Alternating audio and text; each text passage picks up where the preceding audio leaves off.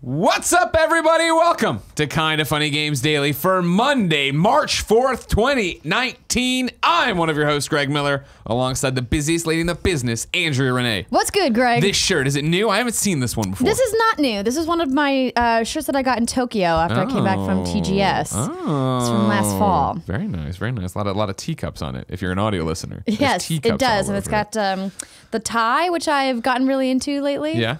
Yeah? Yeah, a lot of the shirts in Tokyo had ties, and so I was like, I'm down. Yeah? I'm into it. Awesome. Also, it's March. What happened? Yeah, God, February went by in a flash. So will this.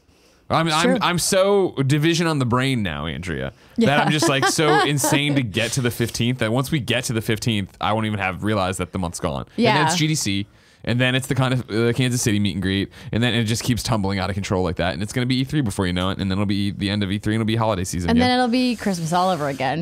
Yay, vacation!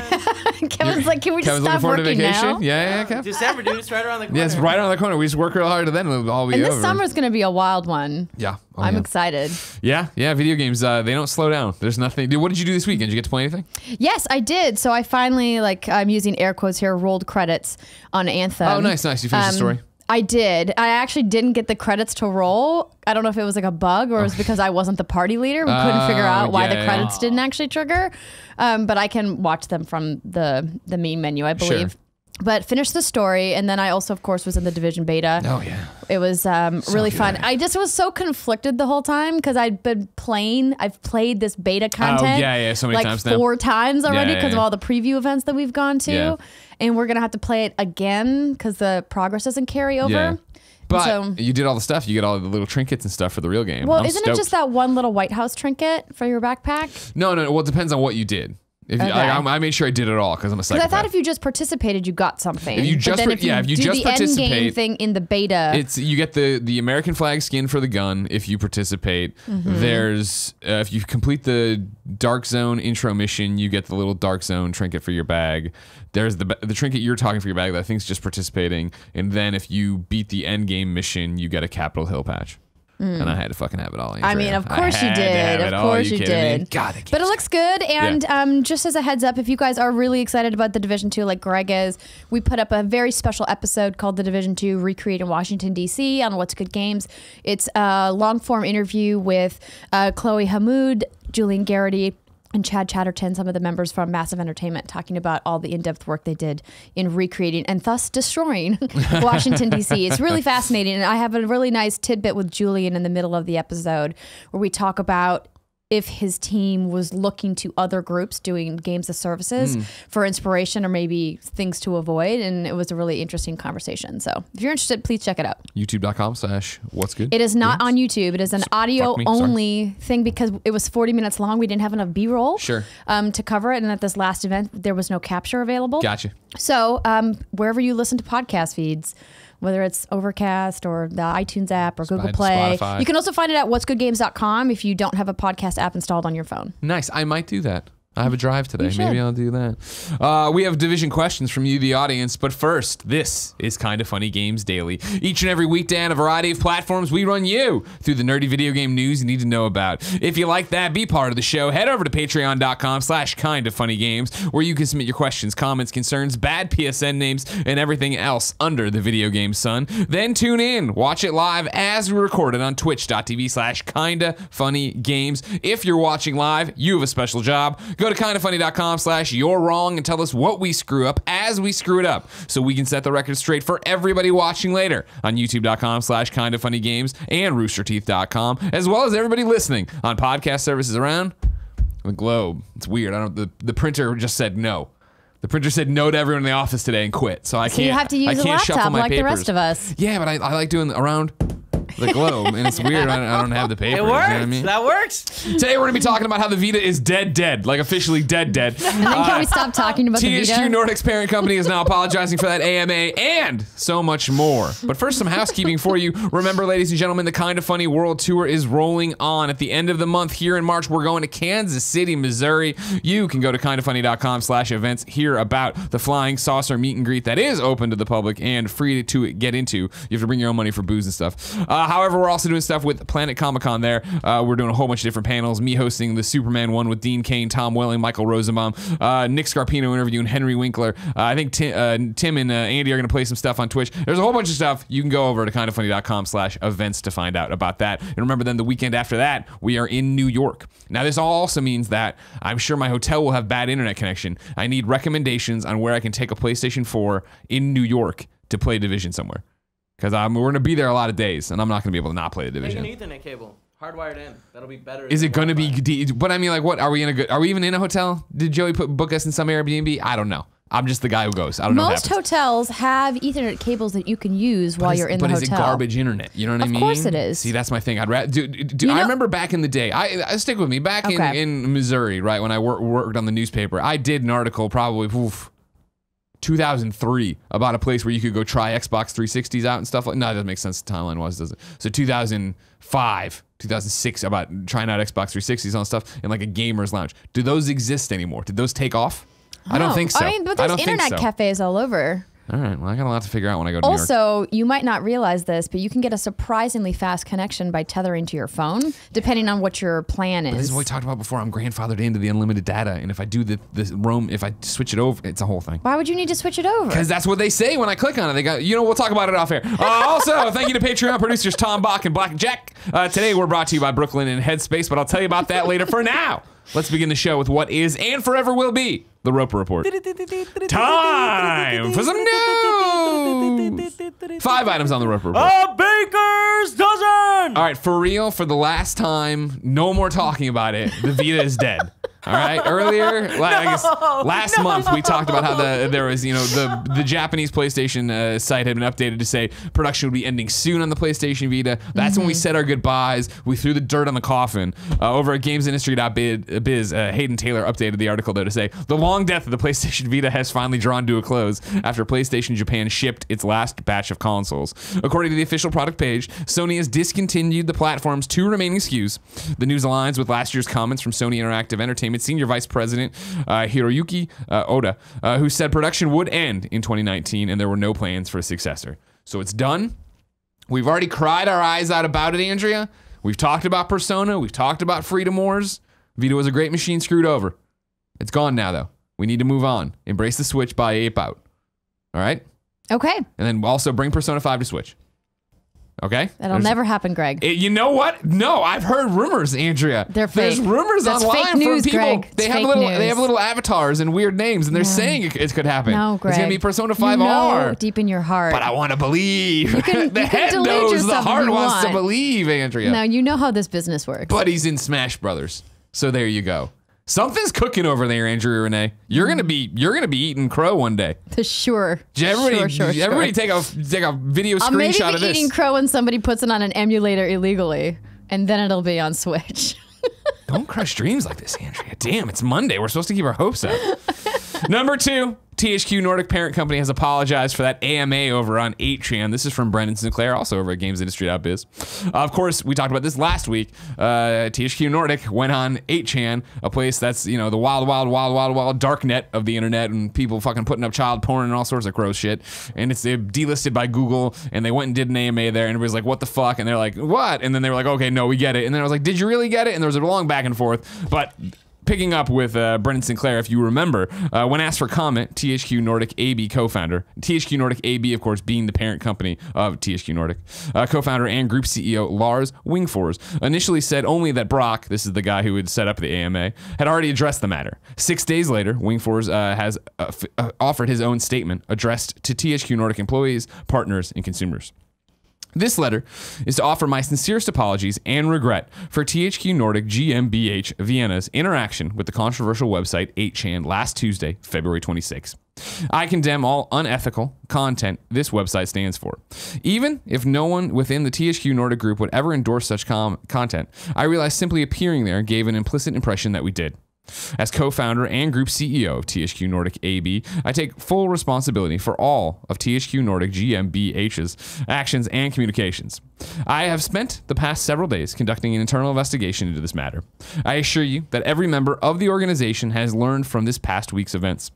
I take this matter very seriously, and we will take appropriate action to make sure we have the right policies and systems in place to avoid similar mistakes in the future. As a Swedish-based, fast-growing group, we firmly support equality and diversity.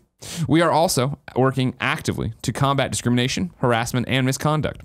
We are already in the process of developing new work processes based on the United Nations SDGs, this is Sustainable Development Goals, and using GRI, Global Reporting Initiative standards, and we will accelerate this work going forward. End of statement. Andrea? Yes, Greg. Too little, too late? No, I don't think it's too little too late. I think he absolutely needed to say a statement. I talked about that at length in What's Good last week, and we talked about it a little bit on this show. I'm glad that he came out and said something now instead of waiting even longer. Yeah. Clearly, he needed to make sure that his statement was properly worded and they were going out with the right message. Sometimes that takes a couple of days to really nail down if you have multiple groups you have to talk to. Of course. And so I'm glad that he did this. I think that THQ Nordic can obviously bounce back from this. This is clearly the result of one person's actions, but the CEO has to take responsibility because it's their brand being put out there. And we talk about this all the time, that you should never blanket judge an entire company based off the actions of the few or of the single person. Yeah. And I stand by that. I'm not saying that THQ Nordic is a bad company because of what happened last week. I'm glad that the CEO took responsibility and made an apology.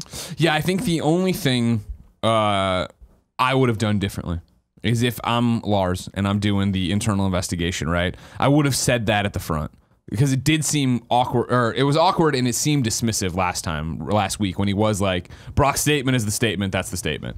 And I get it, but I felt like that felt, I mean, I understand where you're coming from if you're internally investigating, not to mention you're on your heels, what the fuck just happened? It's still a thing of like, well, no, he's the guy who fucked up. Should he be the guy making the statement then on top of it? No. Like, what does he speak for the company? Like, absolutely not. I agree with you 100% that the CEO should have said something sooner and should have been the only person to say something. But we all know how these legal teams are. It can be quite complex. So I'm sure their lawyers were advising the CEO to be very cautious with his statements. I think the way they handled it was very poor last week. Does this make up for it? No. Is it a Band-Aid? Sure. Am I going to be salty about this in a month? No. yeah. You know? Yeah. Again, I think this is what we talked about on the day when we were, or I guess the day after, when we were recapping all this here on Games Done. I don't think that was one of your episodes. It was the idea, right, of, okay, you've apologized. Now it's like based on, you've given your words, now show the actions, right? And so, I mean, that is the battle here, right? The climb on this of just like, yeah, is it going to matter? No. If they do everything right and they just get back to making games and doing the right, you know, I mean, no, who cares? It was a fucking weird, stupid fuck. Why would you do that? But now you get to move on with the business of it if that's what you're doing. And again, I think it is, worth pointing out, as Lars points out in a statement, right? They're a Swedish-based company. Like, I don't, there's a lot going on over there where I doubt for a lot of the leadership that English is their first language. So it is this whole thing of like, what the fuck's 8chan? This back and forth, trying to figure out the actual intricacies of it beyond whatever happened. And not, this is discounting Brock, who I think did know what it was and did all that different stuff. He clearly knew. Exactly. It's interesting. THQ Nordic continues to boggle my mind at every turn. Are they even a real company? They are. They own everything, and they'll own that. They're going to buy Kind of Funny at some point, I'm sure. It'll just be like another thing they've acquired. Like, what the hell? Why? Number 3, the Witcher 3 game director, or one of the Witcher 3 game directors, has joined Cyberpunk 2077's team. This is Jody Macgregor over at PCGamer.com. Conrad Tomaszkiewicz, who was one of the trio of creative directors on The Witcher 3, has joined the Cyberpunk 2077 team. In January, it was revealed that Sebastian Stepan, also a creative director on The Witcher 3, as well as a narrative and setting director on Cyberpunk 2077, had left CD Projekt Red to work for Blizzard. The new guy, Conrad, we're going to say, because I already butchered it once. I won't do that mistake again. Tomaszkiewicz.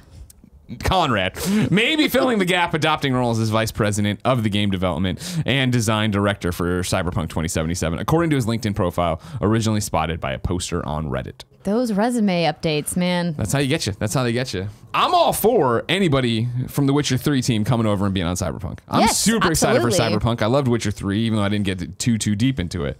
I want to get deep into Cyberpunk. I'm all about this. Where are you right now with your hype for Cyberpunk?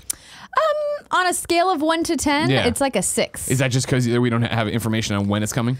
That's part of it. Also, these massive open world games generally aren't at the top of my hype list. I like an open world game. I like an action RPG. It's first person, which I prefer over third. Yeah. But I'm like, cool. Like the whole idea of like cyberpunk as like a narrative genre in media at large is just not something that I've ever been really drawn to. But I trust that CD Projekt Red is going to take time with this and make it really great, knowing all of the work that they did on The Witcher 3 and all of the work they did post-launch on The Witcher. And that clearly set them up financially to be able to have the ability to do more development on Cyberpunk than maybe they were afforded when they started the Witcher 3 project. Sure. Yeah, that's the big, exciting piece of this. And this is no disrespect to Gwent. I think Witcher 3 was CD Projekt Red's coming out party in terms of like, holy shit, look, these guys are on another level now. They are AAA. They can go toe to toe with anybody in the industry, and then take the success of that, the goodwill of that, right, of Witcher 3 with like, hey, all the DLC is free. Here's a thank you letter in the game.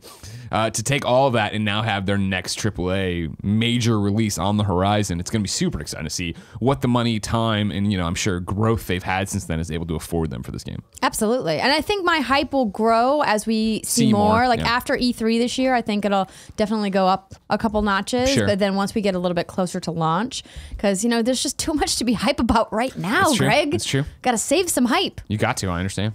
Number 4, Dreams is going to have game templates built in. This is from Leon Hurley at GamesRadar. There's a great interview up there from Leon and a whole bunch of the Media Molecule team. I'm pulling a specific paragraph here, though.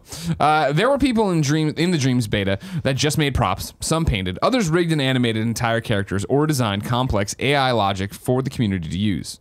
Lots simply took all of this in and used it to create something entirely new, just using these things other people had made and shared.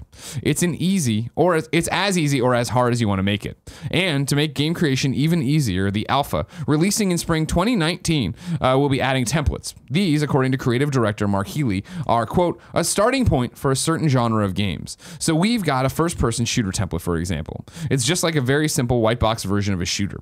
So you just take that and you can instantly start pulling your own art in, and you don't have to worry about, how do I make a first-person shooter? We've done it for a first-person shooter. There's a 2D side-scrolling platformer. There's a whole bunch of really obvious genres, driving a car, different things like that, end quote. Again, highly recommend going over to GamesRadar, checking out this entire piece, because it goes into a whole bunch of different stuff of the philosophy here and the fact that they are really, like, there's one of the Media Molecule team members describing it as like, it's a game engine. We've made a game engine. It's a game engine on consoles. That's how they're going to try to talk about this and sell it, which is an interesting tactic, because we've talked about it so much at this show of how are you going to get this mainstream? How are you going to market it to the masses during an NBA game? And I think that, what they've talked about of putting out just the creator pack here that you can buy this spring when it actually releases, just the creation tools and suites. That's a great way of getting people in there, and just making sure there's now thousands of levels and thousands of creations, so that whenever the full game does drop, or that's what's going to get other people in. Great, but I do also think that this is a great way of, cool, you can get it cheaper now. Get into the creator tools. I don't want the creator tools. I just want to play what's created. Great, but then also when you do want to tinker around with it, when you do want to chip away at a trophy or something like that, and you get in there and you see, oh, well, I can get into this first-person thing or first-person shooter template, and then see how it all starts to work. That's really interesting. Yeah, absolutely. Set yourself up for success, right? Yeah, exactly. I've always been excited to see what happens with Dreams. I've always been curious about what happens with Dreams. It seems like they're making some good decisions right now in terms of marketing, messaging, and everything else, and I'm very fascinated to see if it actually pays off, because I've been so worried since this game went into stasis so long ago. Yeah, and you have very good reasons to be worried. I think we, as people who are very heavily involved in the games industry side of video games at large, have a much different perspective on Dreams, because we've been watching it as it went into early access and then into beta, and now we're talking about these templates that they're building. But I think about the person who's walking into like a Target or a Best Buy or a GameStop around the country or around the world, and looking at that on a shelf, having never heard a single thing about what Dreams is, and maybe not even knowing who Media Molecule is as a studio, because quite frankly, the average game buyer doesn't probably even look at the name of the development studio on the back of the box, much like most people who go to movies don't know the name of the production company behind the film. Sure. And go, how are they going to know what Dreams is all about? I'm still waiting to see what PlayStation is going to do from a marketing angle once we get to that retail point, to go, how am I going to convince those people who have no idea what this is to play this game? What'll be interesting, Sackboy, I think, was an easy sell. Of course, Sackboy was, and he was successful whether you played the game or not. That was always the thing, right? You went to Toys R Us, and I remember seeing the aisle of them. It'll be interesting to see how much does the media molecule campaign of dreams really matter to it? You know what I mean? Because that's what they're waiting for, right? They're like, we're putting out the creation tools, and it'll have a whole bunch of levels, and some of our levels, and people will be creating levels and putting it on there. It strikes me as that you could let that ride in a Fortnite or Minecraft way. Of like, yep, the creator, and I know they already did the beta, but like the creators. You mean like just word of mouth?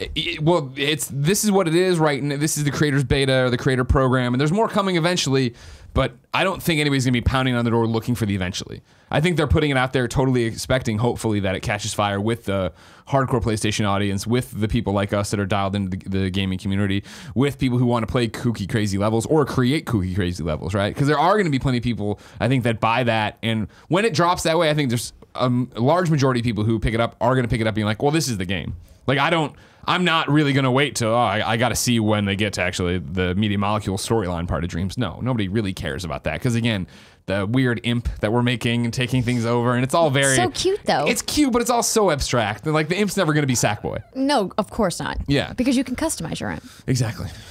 So I think... Well, you could customize Sackboy, right? But that was the best part. I mean, but he still looked like Sackboy. Exactly. That's the thing. That's the thing. Like, you can have like the little poofball imp, and I could have a little cat. No, your imp always looks like the imp, though, right? No. But it takes things over. It takes things over. There's a bunch of other little imps you can choose from. Well, yeah, where they put glasses on them and stuff. What's the cap? Oh, you mean like the little nose on No, the it imp? looks like a cat. See, I still feel like, well, but It's got like ears and everything. it's still the teardrop imp? No, it's like rounder. I'll show you. You should show me, because I'm pretty sure you have to, I thought you make an imp and then you always have the little imp and then you can take over anything you want. You can choose which imp you want. This fucking game. You know what I mean? This is what I'm talking about. This is the problem. Nobody Greg. watching NBA is going to be like, oh man, that game with the imp cat, that's the thing I need. They're going to be like, the game I can create Final Fantasy, and that's the game I need. Number 5 on the Roper Report, Apex Legends has hit 50 million players worldwide. Congratulations. Yay. Me and Andrew having a conversation earlier of like, is this where... Are we getting into the territory where it was with PUBG and Minecraft and Fortnite, where it's just like, hey, guess what? There's a new milestone. I'm talking about this it all game the that time. you know is super successful. Congratulations, everybody. So yeah, congratulations, everybody. And then yes, the story number 6, which broke as soon as we went here. Apparently, there's a problem with Anthem. I'm getting it as you get it. I actually heard about this over the weekend, and I didn't know if it would be worthy enough to talk about, because it's hard to know how widespread this issue is. Well, I got 3 paragraphs from Kotaku. How about that? I'll read that and we'll go from there. This is from Ethan Gach.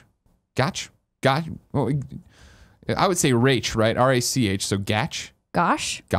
It's Ethan from Kotaku, whose headline is Anthem players say the game is shutting down and even sometimes bricking their PS4s. It's been a rough launch for BioWare's new loot shooter, and some PlayStation 4 players are now finding the game occasionally shuts off their system as well. Quote, when encountering a crash or game error, sometimes I get booted to the main menu or out of the game completely to the PlayStation 4 dashboard, a user who goes by the name For the Masters posted on the game's subreddit over the weekend. But twice now, when trying to matchmake on PS4, it has completely turned off.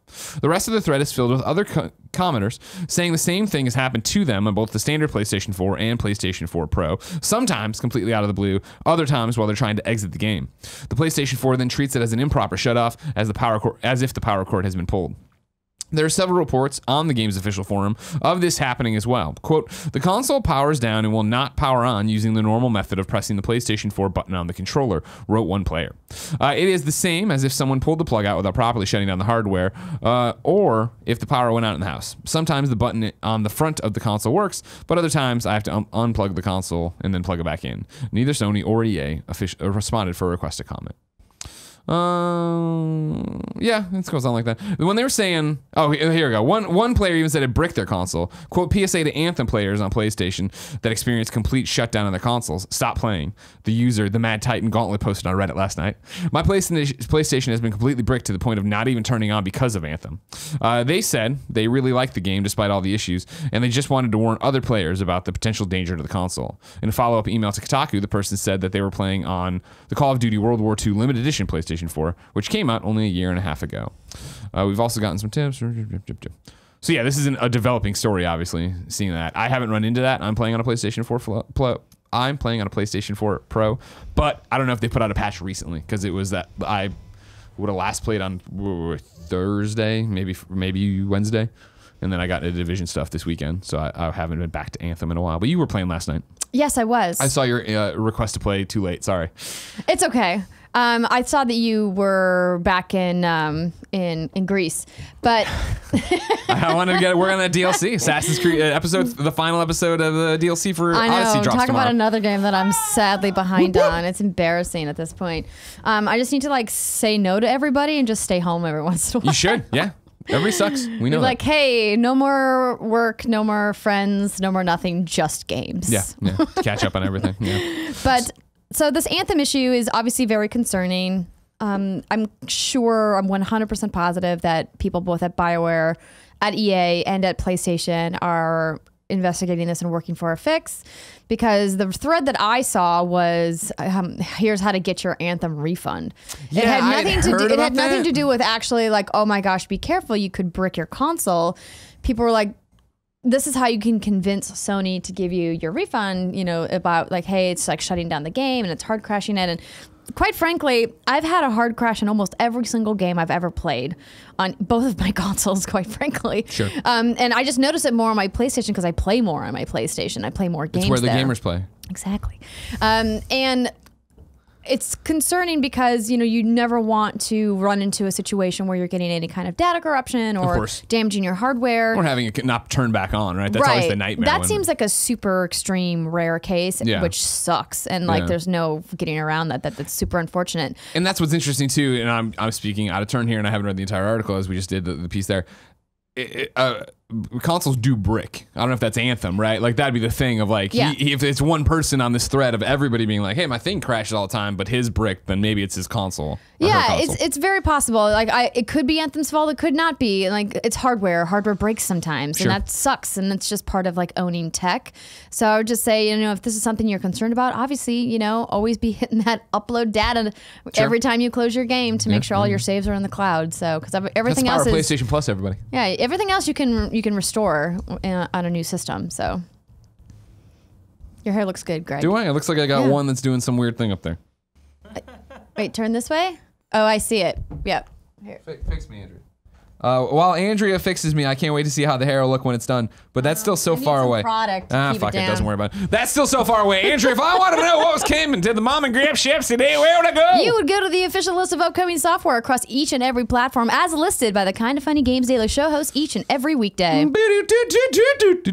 Yeah. Out today, Old Man's Journey on Xbox One. A very beautiful game and an easy platinum. So I assume an easy 1,000 points on Brett Xbox really One. loved it on Switch. It's great. Black Desert on Xbox One, Doom and Destiny on PlayStation 4, Grits Racing on PC and Mac, and then Geekiddo Kintaro's Revenge on PC. I hear Grits Racing, and I think about grits like the food. Oh yeah, 100%, 100%. Gotta look it I up hope now. that's what it is. I hope it's somebody pouring a bowl of grits out, Now I and then want you grits. like bring them down the thing. New dates for you: Friday the 13th. The game Friday the 13th, the game Ultimate Slasher Switch Edition is coming out in spring. This is the Friday the 13th game I was obsessed with on PlayStation and PC. It's all the DLC minus the backer exclusive stuff like the Savini skin and the backer outfits for the counselors. God bless them. Go for it. Remember, they can't update this game because of the lawsuit. And remember also, it barely ran on PlayStation a lot of times. So God bless you on Switch. Let's see how that one comes out. CD Projekt Red has announced that Gwent is getting its first major expansion. This is coming to PC, PlayStation 4, Xbox One, March 28th, 2019. It's called The Crimson Curse. Trine 4, The Nightmare Prince, is coming to PlayStation 4, Nintendo Switch, Xbox One, Steam, Discord, and all those PC platforms this fall. 2 Points Hospital's new DLC, Pebberley Island, is out on March 18th.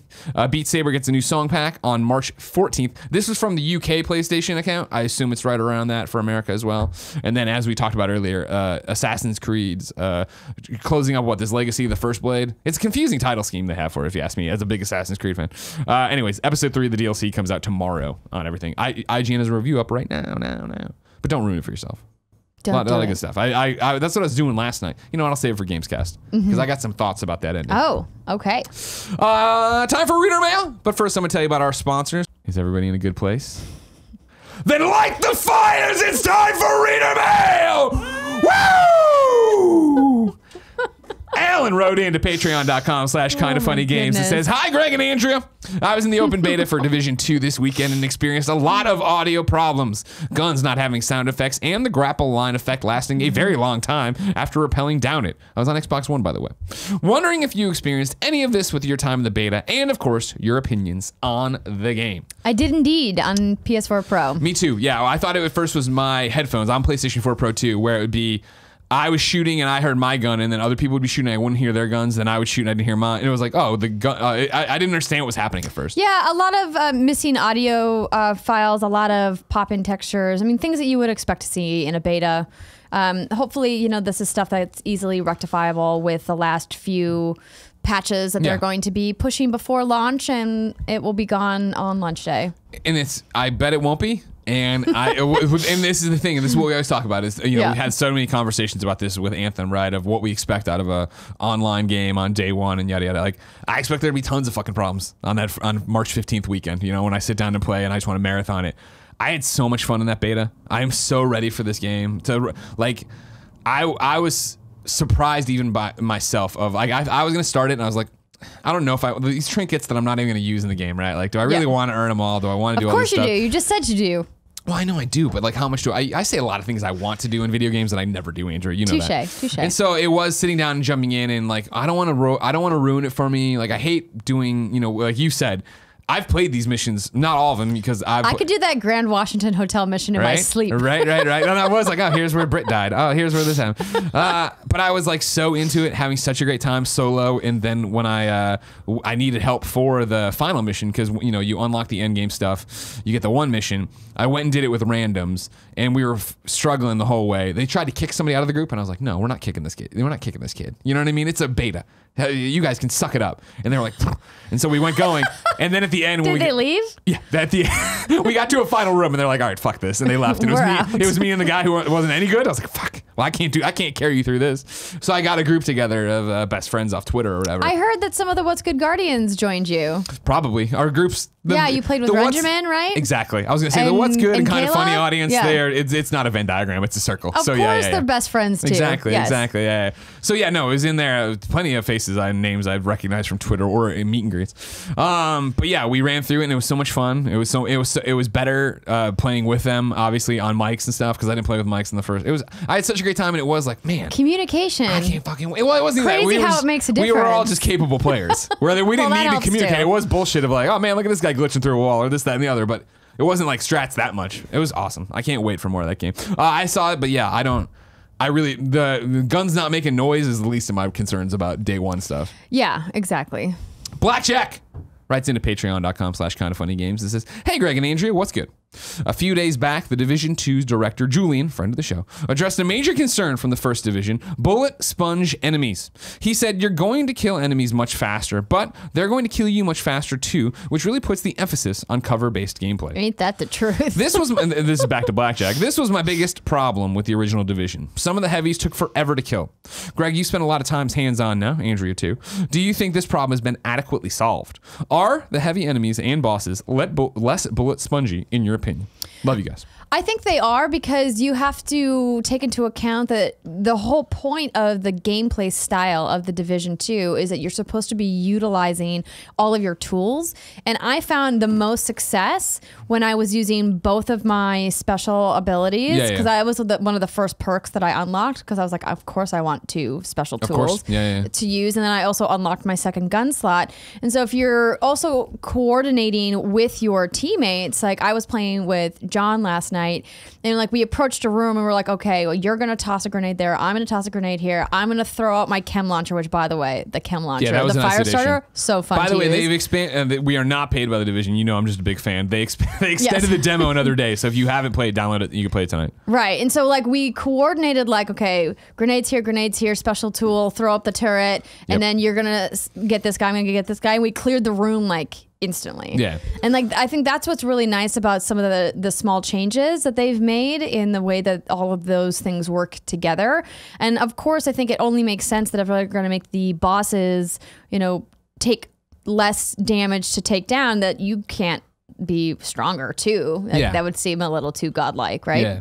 I think that bosses still take a while, and depending on your loadout and what you're doing, take time to come down, but it makes more sense. This is the problem, and this is what they've talked about at length, Julian, everybody in every interview, right? Is the fact that now when you're fighting a boss or a giant heavy and they are taking a lot of shots, you'll see their armor start to break and then pieces start flying off, and then they are just humans, and then they start taking the damage as you'd expect. I did feel that, yeah, both the shots I was firing and the shots I was taking hurt more. Like it is that thing of you can't hang out, you know what I mean? You can't. You got to stay in cover. You got to jump. Yeah. And so you have to be really. If you're sure you're down to that last guy and you want to come out and run up on him, fine. But I had done it a couple times where I thought it was, and no, it was not. And there was another dude. I was like, ah, crap, and I had to fall back and. I do like how they visually you can see who the heavy is too, because of the way that they've designed the armor, and we saw that a little bit in the Division as well. But it feels like it's happening much earlier in the Division 2. There are different, obviously, character classes you're going up against, but they all do feel like they have a personality, and they are doing things, I think, to really get you out of your comfort zone, whether it is like in the open world stuff in the very beginning where like, you know, the people are doing the drugs and they're running at you with batons to get you out of cover if you don't take them down, to then in the end game stuff where it is that we were getting, you know, if you do those missions, there are specific members of Black Tusk that are going to try to flank you from behind. Oh, yeah, they're using all of your tools against you. Exactly, and that's awesome. That it really did switch it up and keep you on your toes. Because I remember when they were like, you know, you're gonna hit level or in the end game, and Black Tusk is gonna invade the world. There's gonna be all these new missions. There's gonna be, they are the technologically advanced ones. They have like the Boston robotics dogs walking around. You're like, oh Jesus God! Even in just one of the operations I was doing, where you were recovering like a Shade Tech cache, like one of the enemies had like a little explosive RC car, and I'm just like, no, I don't want that. That's what I do. Exactly. Yeah. No, it's great. And I think there's a trade-off to that, as we're saying, of like, yeah, they're more powerful, you're more powerful, but I never had a problem with the bullet sponginess of the other guys. Like I did. It was an RPG. I was like, whatever. Like I'm shooting and I see the damage clicking off. But like it wasn't fun though. But headshots count more and all this stuff. You didn't even play, Kevin. You shut your cake hole, Kevin. All right? Yeah. Well, anyways, then you're all fucking fine now, you cowards. Dan has a question that parlays into what Andrea was just saying. Hello, Greg and Andrea. Hello. My girlfriend recently suggested buying a second PlayStation 4 and putting together a dual setup so we can each play a single-player game on our choice, while still being next to each other and interacting. I think the idea sounds great, but I'm curious about the logistics. Does that mean we'll need 2 copies of each game? Will she be able to use my PSN account and get my PlayStation Plus games on a secondary PlayStation 4? Greg, since you have a similar setup with Jen and Andrea with John, can you share some of the logistics of how this works and whether we should expect to have issues with it? For both of you, do you have general tips about managing gaming time while keeping a healthy relationship? So this is a great question. It does involve a little bit of logistics. When it comes to copies of games, sometimes it behooves you to buy dual copies, but you don't really need to. Yeah. For example, I have my primary PS4 and John has his. And so if I buy a game on my primary, then I'll play it on a secondary, the other PS4, so that John can play on the primary because obviously it's unlocked for all of the users locally that are on the primary account. Yeah. And so that's a really easy way to get around having to buy dual copies. That's how when Jen and I were obsessed with Monster Hunter World, that's how we did it as well. So if you're not into the lingo and you're like, oh, I have a PlayStation 4, that's my primary PlayStation 4. No, in your PlayStation 4, you have to go into your settings, go over and mark that as your primary PlayStation 4. What that does is that, yes, you don't have to ping online anymore. It opens the licenses for that. Anything that box. Downloaded to that box is you can play without having to be connected to the internet. But what it also does, is anybody else signed in on that PlayStation 4 on their account can play those games on a primary PS4. So then you would go to the one that is not your primary, and then you would go to the login, go to the store, re-download the game, and then you can play because you're logged in under your license. But sometimes the licenses you have to like reassign the licenses. They can get disconnected. There are sometimes we'll do it here at the hiccups from time to time. Exactly. There's little things, but for the most part, it works fine. Yeah. It's flawless. I mean, I will say it's easier to go disc-based for that reason, if that's something you're interested in. But sometimes, But then sometimes you run into the issue where the game's like, well, you have to have the disc inside in order to play it, because even if you've installed it and downloaded it completely, it's like, but I can't play without the disc. So it's kind of it's a workaround, right? Like it's not a perfect system because it's technically you're not supposed to do it that way. But I mean, we've been making it work for 5 years now. And then what tips do you have about managing gaming time while keeping a healthy relationship? I would say it's always important to put something into your calendar that you and your partner go and do outside of your space. So whether it be go for a walk together or something very simple, or even like planning a date night or planning time with friends, because it's really easy, especially on the weekends when you're not working or in the evenings, to just kind of sink into your hole and put your headset on and then just not talk at all. Certainly John and I have been guilty of that more than one occasion. And that's not a bad thing, because clearly if you have a partner that likes gaming with you, that's awesome. And it's great that you guys share that mutual passion. But I would also think about games that you can play actively together. Yeah. And then make sure you get headsets, because once you have your headset on, you can't actually hear them, even if they're sitting next to you on the couch. At least that's my problem. Yeah. Yeah. I mean, just like love and sex stuff on kindoffunny.com would tell you, it's all about communication, right? I think that's the thing. Yeah. If you're playing a game together, that's great quality time, right? But then it also is like, if you're not, or you're just playing stuff, this works even if your partner's not playing games, right? The conversation of like, what's in, like, it's this weekend I think was a good example, right? Where I was like, oh, I want to do the Division beta, but if I don't hit these criteria, it's not the end of the world to me. So it was very much like, I want to play this, but like, if you want to do something else, just let me know. If you want to watch something, you want to go somewhere, let me know, Jen. Whereas for Division weekend, I've written out the calendar. I'm like, there's nothing happening. Like, I am doing nothing. You're like, I'm in my underwear playing. She's the like, well, it's, Division 2. GDC, there's gonna be some people in town. Do you want to go to dinner? I'm like, no, I do not. I do not want to see anybody. I just want to play this game, please. Thank you very much. Justin Das writes in to patreon.com/kindoffunnygames and says, what do you guys think about more and more games becoming services and streaming services without really owning a physical game? Does it make you worried for collecting game? Does it make you worried about collecting for your games for your library, is what he's trying to say? I mean, yes and no. I have 3 Paragon discs currently in my cabinet, because there was a time where you could find Paragon discs in the sale bin at GameStop, but it came with a $60 in-game credit code. Oh. So you could buy the disc for like $30 That's to get some 60. scheming. Oh, listen, I was hardcore back then. But now it's like, it doesn't matter if I have the physical disc. I can't play it. The game is gone. Yeah. You know? And that's like, I think, not just a digital gaming future that we have to look at and talk about, but moreover an online game future. Because even Destiny, I think about I also have like 4 Destiny discs from all the different versions and things like that. But it's like, there will be a day when Bungie says, hey, we're going to shut the original Destiny servers off. Yeah. Right? Like, they're going to be like, everybody's in Destiny 2 and then Destiny 3 will happen or whatever. And someday Destiny servers will be done. Sure. And then I'll have this disc that I can pop in and To look at a load screen and like try to connect to server, can't find server. Can't really do much with it. Yeah. Yeah. So it's weird. Obviously, it's like, if you like collecting, get the physical copy, but you might not be able to use it. I mean, I assume Justin, who's a hardcore Kind of Funny best friend, has been, around since Beyond days. I assume I'm not worried about it. No, like I don't. For me, I beat a game and put it away. Like I rarely ever come back to it. Even like this weekend when I was doing some PS4 maintenance, right, where it was in between stuff, where I was like trying to work on just chiseling away the friends list, just trying to get rid of it. Because of course I brought in those Greg Miller Industry kids. They fleeced me out of the $25. They didn't even put a dent in my friends list. But I've got it down to like the T's now that I'm going through and eliminating all these people, because it was a stupid idea to want to be the first person to 2,000 friends, and I did it. And it got me nothing except problems. Yeah. So I want it fixed before Division.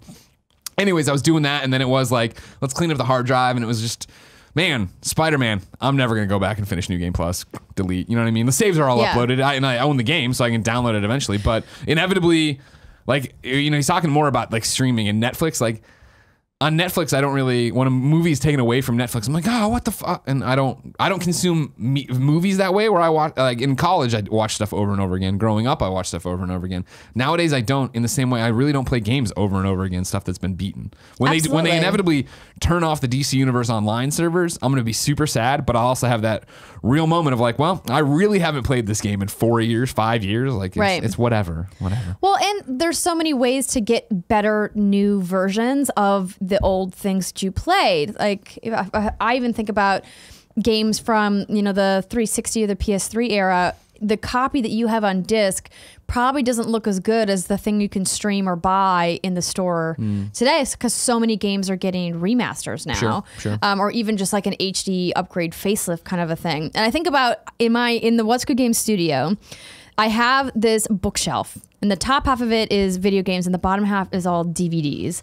And I'm like, What am I going to do with my awesome DVD collection? Yeah. Literally nothing, because when I go out there and I look at a movie and I pull it off and I go, I could probably stream this in HD for like a buck or two. Yeah. Or it's probably free with my Netflix or my HBO subscription. So like, why do I even have this disc anymore? Right. Unless it's Blu-ray, and then it's different. It's always better. But it's one of those things that's like, you got to ask yourself, does it spark joy in your life? And if it doesn't, get rid of it. Angelos Gambitsis writes in to patreon.com/kindoffunnygames and says, do you in any way foresee a, quote, gaming financial crisis, end quote, occurring in the near future? No. I think a lot of people are Short going answer. I think a lot of people are going to say it's happening and point to the layoffs, point to the restructurings, point to all this stuff, as I think we're going to get more of those shoes dropping. But I don't think that's what's really happening. I think it is that companies overextended themselves and now need to, dial it back and get us back. I know that there's been Games Industry Biz has an opinion piece up right now about Red Dead Online. Is it really tanking Take-Two's stock price? Because that hasn't seen the surge. It's actually gone back since it's like, these are all people who...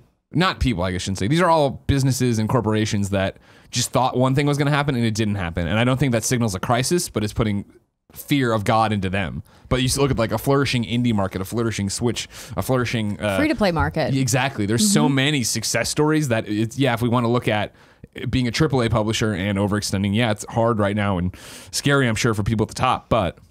No, it's business, and it's just how it works, and the market corrects itself. Maybe this is me completely talking out of turn, Sure. but it feels like the people, like the dudes in these boardrooms making these projections going, this is what it's going to be, are so out of touch or where the gaming consumer is at today in 2019 that once we cycle out that generation of people who are making these calls, like, that will come back to normal, because like we'll have this new wave and this new generation of people in the games business that are innovating and looking at ways to monetize in untraditional formats. Sure, you hope that's how it all goes, right? And I'm not trying to talk shit about CEOs or anybody else. That I'm not taking a blanket brush here at anybody, but you hope that, the people who rise to those positions in the future are people that came up in the industry like us. You know what I mean? I do feel that your Phil Spencers. You get to exactly. That's a perfect example. You get to the top of so many companies, and it is like, do you play games? Like, do you know what's happening? Like, you know what I mean? Like, a surprising amount of them don't. And that's really disturbing. And that's where it gets interesting in the art versus business conversation we always have, right? Where I think, theoretically, hopefully one day Kind of Funny gets big enough to have a real CEO that isn't me, and it's somebody who actually knows what that title means, and maybe they don't understand the best friends, they don't understand they want to learn that, they're interested, they're good people, but they understand business, and they understand what we're fucking doing wrong and how we could lock that in and make it better, and make sure we're here in another 10 years.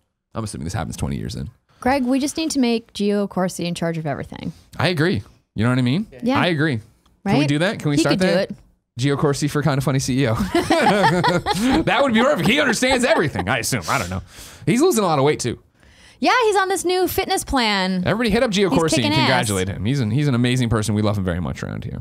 Andrea, it's time to squad up. All right. This is where one of you, the audience members, writes into patreon.com/kindoffunnygames. Give me your name, username, platform of choice, and why you need help in a video game. I read it here. The best friends come and find you, and everybody plays games together. Today, Tim Curry needs help on PlayStation 4. That PSN is Steppenwolf Martha. Nice. Steppenwolf. Classic. Is it? Is it? Kevin, you're too young. You don't even know. Looking to find some best friends ahead of the Division 2 launch. I gave the beta a go after listening to Greg for the last few months, and I'm loving it. I live in Australia and play mostly in the evenings. Parentheses, I'm happy to play with people from other regions if you like playing at odd times. PSN name is Stephen Wolf Motha, like the band Steppenwolf, mixed with the band Wolf Mother, but it's Motha. M-O-T-H-A. I thought he was Steppenwolf from DC's. Of course, from the hit film Justice League. That's the, yeah. And then Martha was kind of like Martha from Batman v Superman. Yeah, I thought that's what he was going for. Probably a better reference, you know what I mean? Probably a better reference than these two things. If you need to spell it out again, you can go to youtube.com/kindoffunnygames. It is in the description. Also, while you're on Twitter, put out hashtag release the Snyder Cut. It's time for You're Wrong. This is where people write in, tell us what we screwed up as we screwed it up on kindoffunny.com/you're wrong. Nanobiologist says we missed a new date. There's a Life is Strange book, Dust, coming out May 23rd, 2 days before my birthday. It's a collector's edition, is available to pre-order from Forbidden Planet. Big Curtis says, regarding the Anthem crashes, this isn't the normal blue screen crash that plenty of us have had with other games. Game locks, back to the menu, etc. This is hard crashing. The PS4 and can absolutely ruin your hard drive. Many of us, myself included, have to actually unplug our system before it'll even turn it back on. This happened to me 3 times the other day, and it has never happened to me with other game. Good to know. Yeah, I was thinking blue screen. You know, I'm sending error data. This crash has happened to me before, but it's never been 3 times with the same game. Right. Juan writes in and says, internet is needed all the time for secondary PS4. I live in more rural areas, and that is an issue sometimes. Technically, I believe it pings and you have like 15 minutes or something. It'll give you a countdown before you're about to lose it if you're offline playing something. You don't need, you'd have to be turned on, turn it on, be logged in, connect to the internet, start your game, then you could disconnect from the internet and the secondary, but then eventually it is going to say you have a countdown clock to when this ends. Yeah, and just as a reminder, we said that this is like a workaround. This isn't like an official way to do it. Well, he's just spelling it out in case. To be clear to the person we're giving the advice to, yes, both of those PlayStations should just be online. For sure, the secondary PlayStation 4 should be online.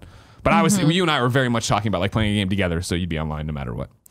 And Mikey, I want to address his here because I was thinking about it afterwards, and I was like, I think what I was thinking is that we both had disc copies, and so you do need to have 2 discs if you're playing disc based. Cool. And then I saw this nanobiologist says, Greg, I don't know if you saw the news, but Zack Snyder is showing off his cut of Batman v Superman this year. Tickets are limited. Yeah, he's doing a whole bunch of his director's cuts, not his Justice League cut, of course. Batman v Superman, the Zack Snyder cut, I believe we've all seen. It was just the Ultimate Edition. Nothing new that I knew of, but you're welcome to email me if I'm wrong. Or Slack me if you have my Slack. And Kevin, text me. I'm concerned for the health and safety of the PC with so many Chrome tabs open in this window. This bad boy's got That's how Internet Explorer works. That's how it works over here. If you didn't know, ladies and gentlemen, this has been Kinda Funny Games Daily. Each and every weekday on a variety of platforms, we run you through the nerdy video game news you need to know about. Kevin's showing our task manager right here. The memory 41%. Look at Google Chrome. If you like that, you can be part of the show. Patreon.com/kindoffunnygames. Then watch us record it live. Twitch.tv/kindoffunnygames. Watch it later on YouTube.com/kindoffunnygames. Watch it on roosterteeth.com later. Listen on podcast services around the globe. If you're watching live right now, Internet Explorers is coming up next. Hosts for this week. Tuesday, I'm on every day. Tuesday, it's Tim. Wednesday, it's Vita. Thursday, it's Andrea. Friday, it is Tim Tam. Andrea. Yes, Greg. Thank you so much. You're going to go see Captain Marvel now. You're going to the premiere in LA. I am. I'm very literally jealous. Going to the airport very after jealous. this. All right. Well, text me everything. If you can, hold your phone like this and record it, and then just they airdrop take your file. phone when you walk in and they lock it in a bag and you don't get it until you leave the theater. You know what I mean? And I'm like, but what about the selfies I need to take with everybody? And they're like, no. But now you can just lie and be like, I sat next to Brie Larson. Samuel Jackson gave me a high five. That's true. Yeah. Yeah. Good call. All right. Until next time, it's been our pleasure to serve you.